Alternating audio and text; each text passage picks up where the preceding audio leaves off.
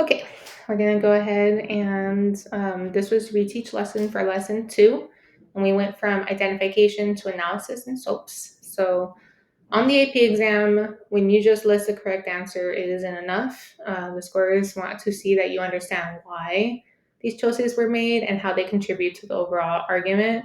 So we're really explaining that how and the why. Okay, so first, just a reminder, we are focusing on the SOAPs checklist. This ends up being like your introduction when it comes to rhetorical analysis and the essay for FRQ too.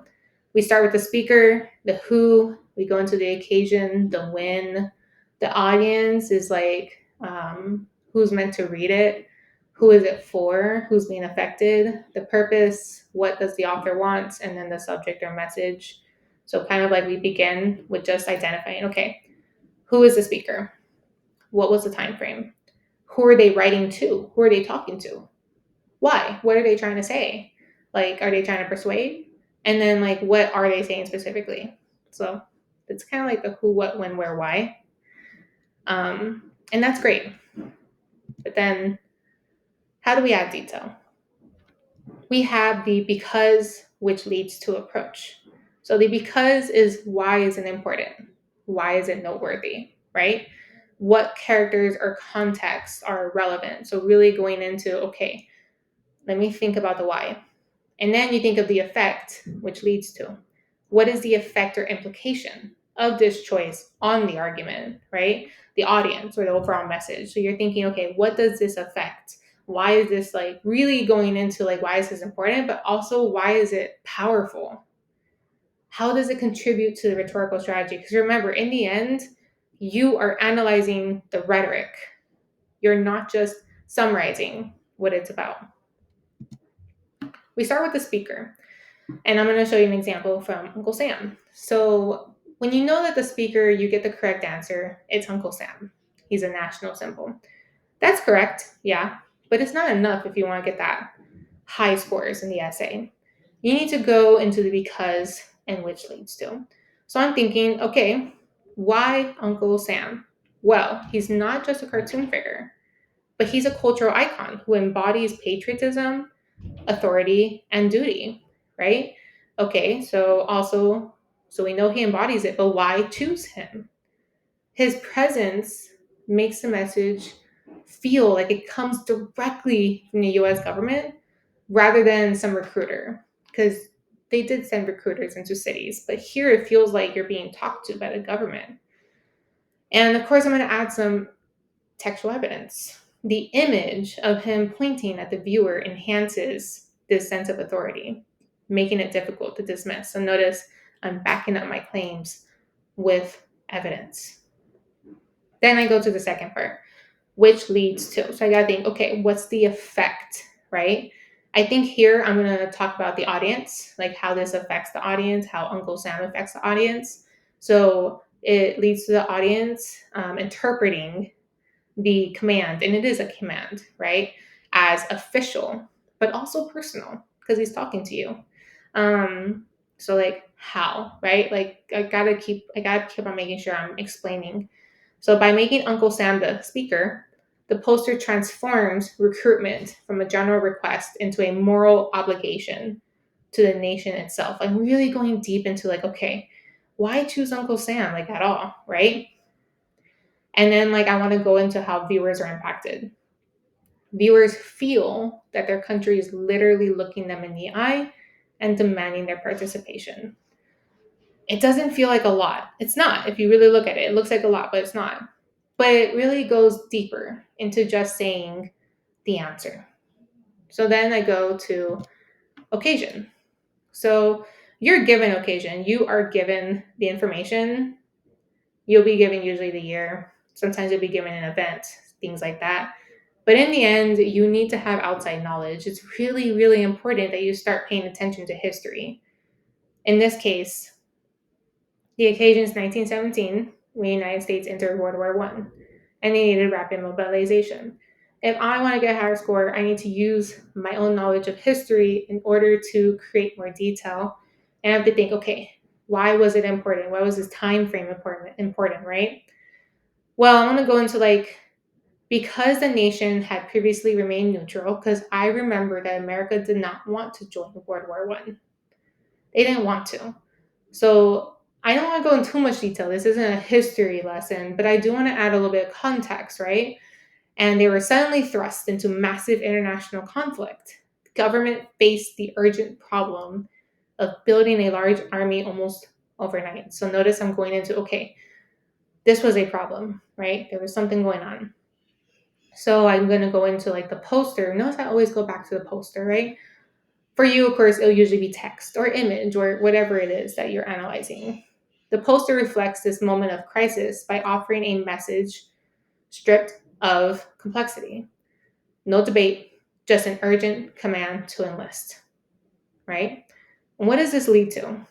Right, I talked about audience, and I do want to talk about different things, right? So, because we're talking about urgent problem and we're talking about like this need, then we can talk about tone, okay? This leads to the overall rhetorical situation shaping the poster's tone. And the tone is urgent. So I'm going to do like a compare and contrast. It's always a really great analysis is comparing and contrasting what could have been to what it is. So rather than a soft appeal or even a complex reason, instead the context pushes the poster toward directness, urgency, emotional pressure. Notice before and after, a little bit of compare contrast. The historical moment explains why the poster relies on blunt imperatives and striking imagery. The US could not afford delay, right? So, again, going into those explanations, right? That is your commentary, is going deeper in. Next up, we have audience. And audience sometimes is really hard to explain in detail, right? Because you're like, okay, it's young American men of fighting age. You know, they're capable of serving in the military. And it's like, okay, how do I go deeper? Or remember, we have to go into like why it's significant, why it's important. So, like, one, these men were the only ones who could actually enlist. This was a time when women could not join the war, right? So, let me bring in that evidence and that importance. Because remember, we're focusing on the importance. So the poster directly points at them with the finger and capitalizes the word you, right? Now it's like, why? Well, this visual and textual strategy removes any ambiguity about who is responsible for action. It really looks at you like you are responsible. So like even if a young man saw this in the crowded city street, it's like he would feel like Uncle Sam was pointing at him. Like everybody looks at it and it feels like the message is for them. I always think again like Steve Rogers from Captain America when he's like staring at the poster or like recruitment. He's like, I really want to join, and he just feels like it'd be the most important thing in the world to him. They want everybody to feel that way. You know, Captain America is propaganda as well, but we'll talk about that another time. So then again, which leads to, we really got to go into the effects. So I got to talk about maybe the ideas, like I want to talk a little bit about pathos, you know, kind of go into like maybe how this affects people emotionally. So this leads to a highly personalized persuasive effect. So notice I'm really going into that effect. Again, you don't always have to like say the word ethos, pathos, or logos. Sometimes you can talk about it without mentioning it. The readers will understand. So again, compare contrast. Instead of feeling like the war is someone else's problem, each individual is pushed to see enlistment as his responsibility. Notice that, right? Cause, effect, before, after, compare, contrast. That's what creates your analysis. You think of the what ifs and you bring them in, okay? The poster's design ensures that members of the target audience cannot distance themselves emotionally from the appeal, which increasing the likelihood of compliance. Again, you have to kind of put yourself into like, okay, as the author, you know, you have to think about all the potential choices that could have been made and think, okay, though they could have done this, but why not? And again, that goes into your analysis. That's how you show sophisticated, nuanced understanding is you're thinking about it on a deeper level. Okay? All right, purpose. So remember, purpose is usually like inform, persuade, entertain. So this one was obviously to persuade, to recruit soldiers for the US Army and to inspire loyalty, right? They wanted you to want to help your country. And remember, why is this important? Why is it noteworthy? Well, because like the United States was fighting a war on another country, right? This war was not fought on American land. So they had to convince soldiers to leave America, go to another country, and fight, not knowing whether or not they would come back, right? Like they might die in another country, and that's really intense. And so they tried to hide that, right? They hid that because they wanted people to want to join the war. They did not want to force it. So they really relied on propaganda to make the war seem romanticized. You know, again, Captain America, like it's pretty much exactly this, but for World War II. So there was this propaganda. And again, I'm gonna bring in that like it appealed to national pride, like fighting for your country, and personal responsibility. Uncle Sam wants you. So it had like that emotional appeal, but also an ethical appeal. Like you need to do the right thing, and the right thing is to fight for your country, right? And so then we kind of go into the effect. So I want to think, okay, let's talk about rhetorical strategies. So this leads to a rhetorical strategy that reframes enlistment as not just an option, but a moral duty. By connecting, again, cause and effect, by connecting patriotism to military service, the poster positions refusal as un American. That's some intense emotional appeal. Nobody wants to be told they're un American, especially during this time period. So, this increases the poster's persuasive power by making enlistment synonymous with loyalty, honor, and masculinity. See, kind of adding different types of analysis. Finally, I feel like I'm running out of breath. Finally, we have the subject. So, subject is kind of like the topic, the thesis, one would say. So, quite literally, this one, the subject is military recruitment during World War One. The subject is not the same as the purpose. The purpose is like what they're trying to do with the audience, but in the end, the subject is just the main idea. That's it. But it's not enough, right? So, why is the subject important? Well, the war demanded extraordinary levels of manpower, right? Recruitment became a challenge. And that war was already intense. Okay, there was no time. So they're like, okay, we need to make this simple.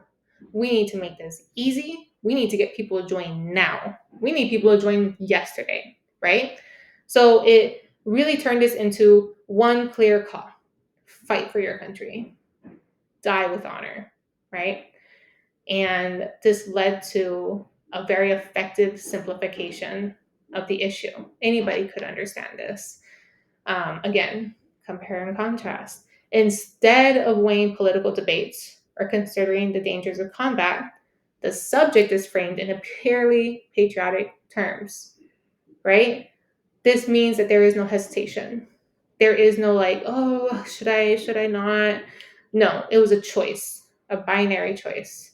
Either enlist and prove your loyalty or refuse and betray your duty as an American citizen.